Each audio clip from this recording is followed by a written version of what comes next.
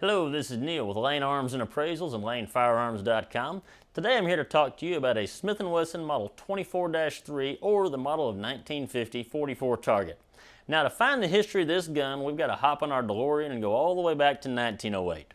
So back around the turn of the previous century, what manufacturers were doing, they were transitioning from black powder cartridges to the modern smokeless powder cartridges.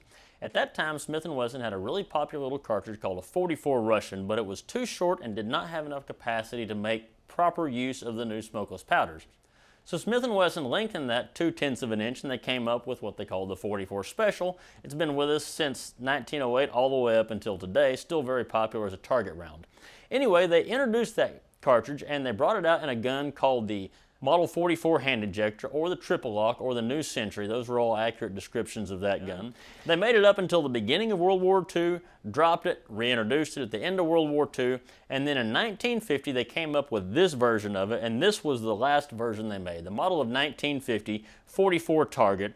It's an in-frame gun and it was a target gun. They also brought out what they called the model of 1950 military, same gun but with shorter barrel lengths, and it had fixed sights for combat applications. This is a target style pistol. It's got a 6.5 inch barrel. It's what they have called a partridge front sight for target shooting. This is a great front sight for target shooting. You don't want it on a combat gun. You can see it's got a really sharp angle there on the rear of that sight. So if you're trying to get this gun into action in a hurry, that's going to catch on your holster, catch on your clothing, and you're going to have a problem. This has got the partridge front sight, the adjustable target rear sight. You can see it has got the wide target style hammer. You can see it's got the wide target style trigger, and then it's got the target style grips, or the target stocks as Smith & Wesson calls them. Anyway, these are great guns to add to your collection. They're pretty valuable little pieces when you can come across them. The earlier versions from around 1908 up until the 1926, those models are pretty valuable. The Model 1950 Target is a valuable gun. This one was actually dropped from their lineup in 1966. At that time, they had introduced the Model 29 and 44 Magnum almost 10 years prior to that. That had become very prevalent. It was the world's most powerful handgun, and you can shoot 44 Specials in a 44 Magnum gun, so at that time, Smith & Wesson dropped this gun completely from their lineup. In 1983, they decided to reintroduce that gun, and that is what I have here, actually. This is the Model 24-3. It's the gun they reintroduced in 1983, and this is a pretty valuable little gun for a couple different reasons. They're rarely encountered. They're not as prevalent as a lot of the other models, especially because they were in and out of production at different times. This one has a couple things going for it. First of all, it's in absolute pristine condition. This gun looks like it hasn't been fired since it left the factory. It's very clean. There's no signs of wear on it on the internals, in the barrel, the cylinder. There's just almost no signs of wear on it at all, so it's in almost perfect condition. That's always going to give a boost to the value of any collectible firearm. Another thing about this gun is I looked up the serial number. It's 1983 manufacture, so it's first year production for that gun. Any type of collectible firearm, Winchester, Colt, Smith & Wesson, Ruger, Remington, whatever, if you have a first year production gun for that type of gun, it's always going to give a little boost to the value of the gun.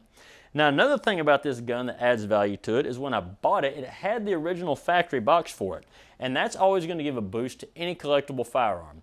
Now, what some guys will do if they have a collectible firearm, they'll hop on eBay or Gunbroker or one of those websites, and they'll find a correct factory box for that gun and put it together to help boost the value of the gun. So what you always want to look for is if the box has a label on it to see if it actually came with that gun. This box does have the original factory label on it.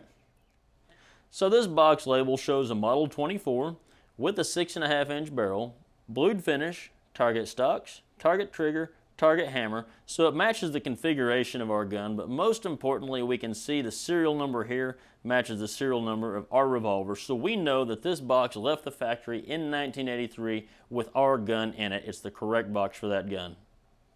Another thing that's going to help out a little bit with the value, it's got the original factory cleaning kit that came with the gun. It's got the original factory wrapping paper that came with the gun, and then all the factory paperwork in here.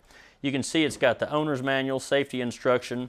It's even got the warranty card. It's got a holster selection, and then this is pretty cool. It's got the parts list for replacement parts for this gun. You don't see these parts lists a whole lot, so it's kind of cool when you have that with the gun.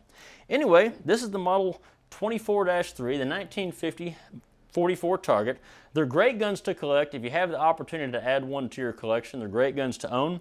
This one I probably wouldn't shoot because it's in such perfect condition. I'm not going to put any wear and tear on there that's not already existing. If you pick one of these up that has a little bit of wear and tear on it, you can tell it's been shot, absolutely take it out to the range. These things are a dream to shoot. 44 Special is a very accurate cartridge. They're fairly light recoiling cartridges, so they're really fun to shoot. These guns are very accurate. Anyway, if you have one of these guns or have collected them, be sure to comment below. Let us know what you think about them. If you have any questions, hit us up at lanefirearms.com. This is Neal. Thank you so much for watching. Don't forget to hit that subscribe button on your way out.